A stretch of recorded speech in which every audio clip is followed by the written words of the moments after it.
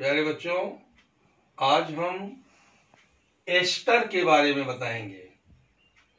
Ester क्या है, ester का सामान्य सूत्र क्या है, इसका IUPAC नाम क्या है, उदाहरण क्या है।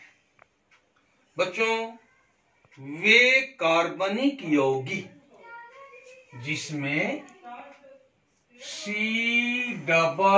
COOR समूह, ये एस्टर समूह है जिसमें COOR समूह हाइड्रोजन या किसी एल्किल समूह R से जुड़े होते हैं, एस्टर कहलाते हैं। एस्टर क्या है? वे कार्बनिक यौगिक जिसमें एस्टर समूह यानी COOR समूह हाइड्रोजन या एल्किल समूह से जुड़े होते हैं, एस्टर कहलाते हैं।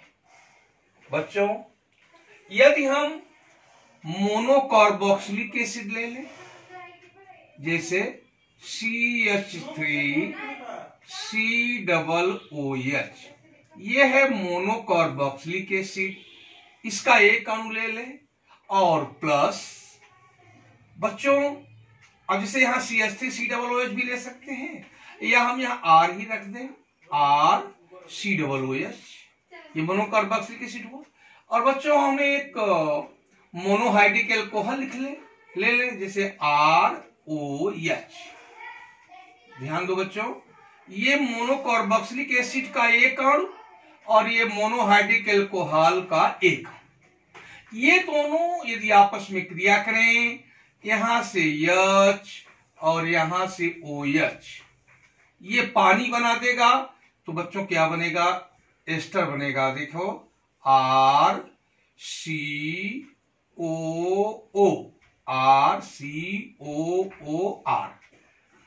प्लस OH और H2O।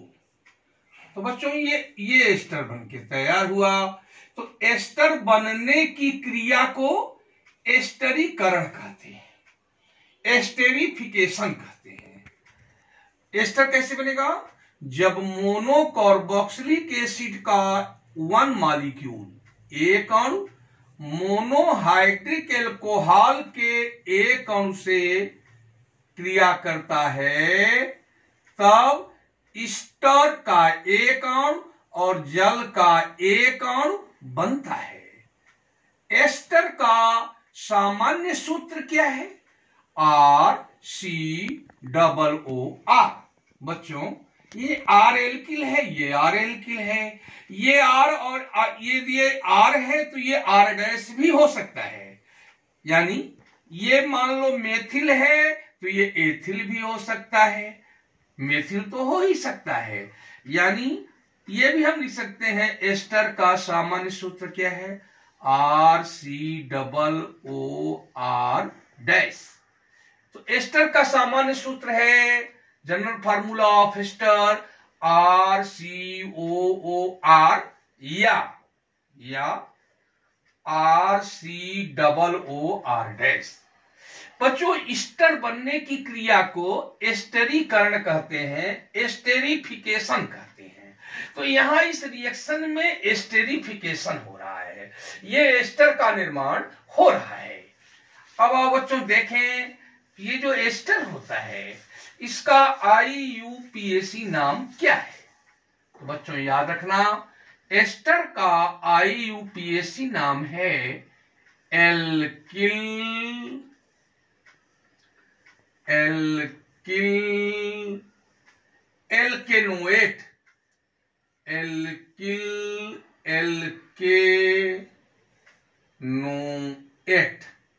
ये बच्चों एस्टर का IUPAC नाम है, एल्केनोएट। इसका बच्चों अनुलग्न है OAT। ये अनुलग्न है OATE, OAT, ये अनुलग्न है। और बच्चों एल्किल एल्केनोइड का स्पेलिंग क्या है? ALKYL। ये हो गया बच्चों एल्किल एल्केनोइड, ALKNOATE,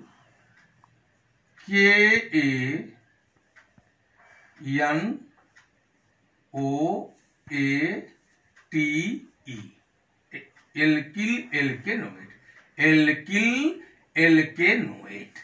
अब बच्चों हम इसका उदाहरण लेते हैं, तो हमको करना क्या होगा, यहां R और यहां R भी रख सकते हैं, R' भी रख सकते हैं। तो बच्चों अब देखो, जैसे हम यहां पे कॉलम बनाते हैं, मॉलिक्यूलर फॉर्मूला, यहां कॉमन नेम और यहां IUPAC नेम, IUPAC नेम। बच्चों अब देखो, जैसे ये अभी मैंने बताया था कि ये यहां R की जगह H भी ले सकते हैं, तो यहां H ले ले, तो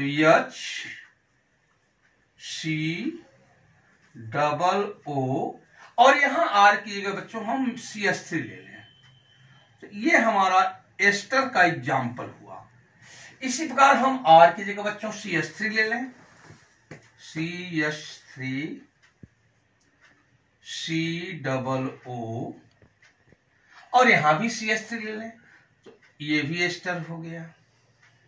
इसी प्रकार बच्चों हम R की जगह यदि मान लो CH3 ही लेते हैं, CH3 और COO, बच्चों यहां पे हम R की जगह C2H5 ले लें, C2H5, तो ये भी एस्टर हुआ।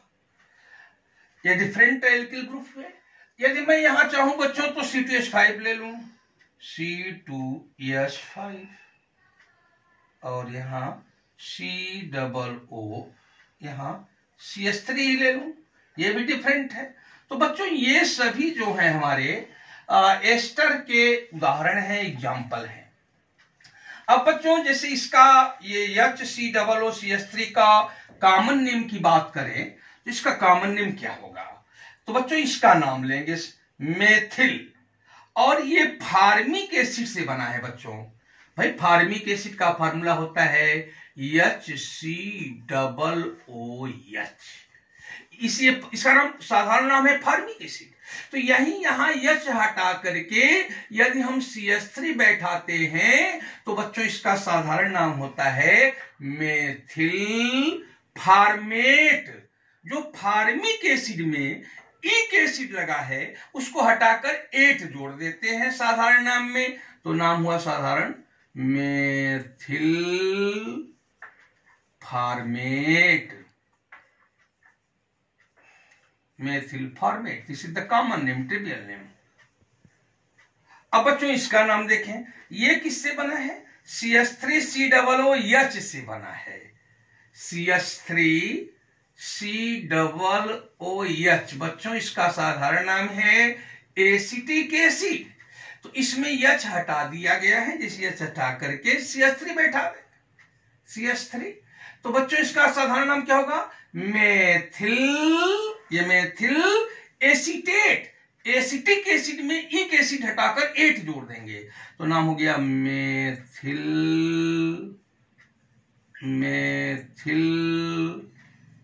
एसीटेट। ये साधारण नाम है मेथिल एसीटेट, ये एस्टर है। बच्चों इसमें देखो CH3COOH, यहाँ ये भी एसिटिक एसिड से बना है, जिसे ये एसिटिक एसिड है, इसमें H हटाकर C2H5 कर दिया जाए, तो C2H5 का नाम बच्चों एथिल है, तो इसका नाम हो गया एथिल एसीटेट, एथिल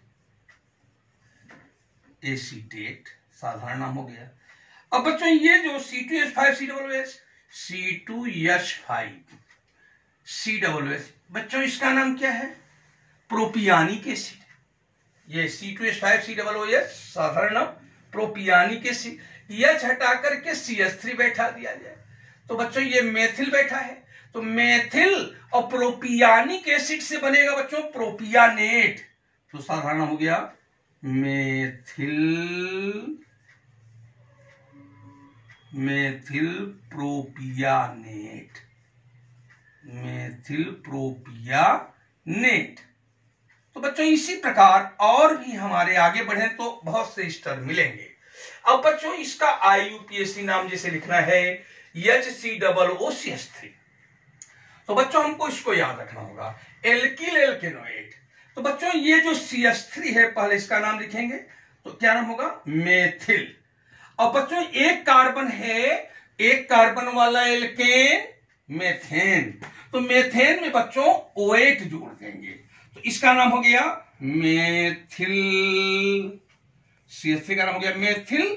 और एक कार्बन वाला एल्केनोएट तो कहेंगे मेथेनोएट,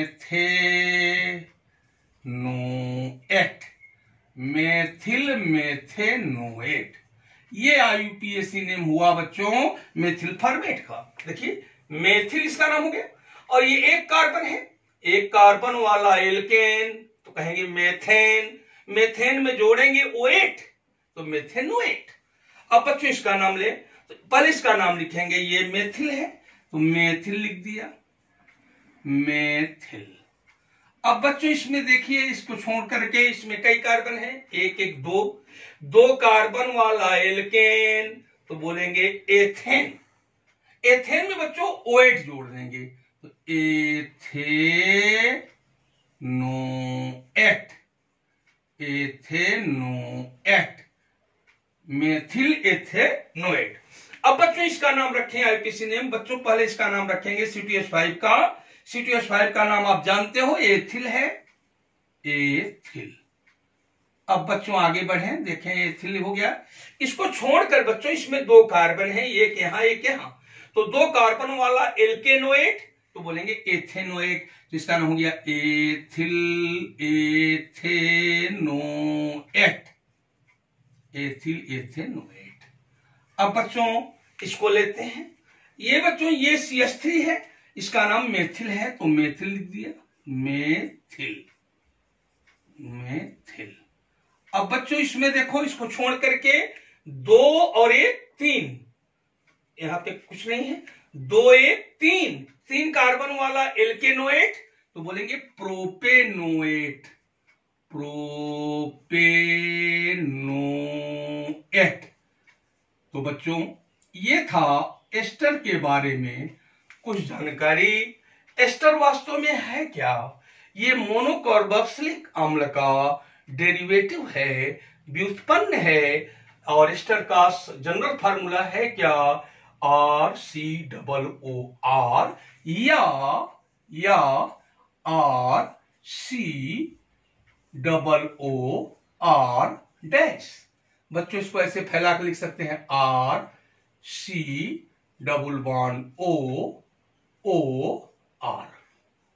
यहां R भी हो सकता है, R डैश भी हो सकता है। तो ये था एस्टर के बारे में सामान्य जानकारी।